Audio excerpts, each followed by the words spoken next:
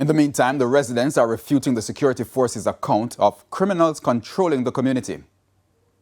Decent people live here. So you want to say everybody around here is a criminal? If so was the case, all the soldiers them enter so all the soldiers them enter so peaceful. And then this is the point. They couldn't enter if that was the case.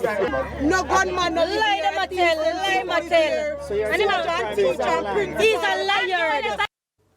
Now, the police say they were not met with resistance while in the space. However, communication strategist with the JCF, Dennis Brooks, says the illegal sale of lands is another way of scamming citizens and using the proceeds to fund illicit activities. The modern criminal organization has managed to acquire funds in various ways, and persons sometimes wittingly or unwittingly are supporting criminal organizations and their acquisition of ill-gotten gain. We cannot allow it to set root and take effect, and then in retrospect we would at some time in the future say, if we had only.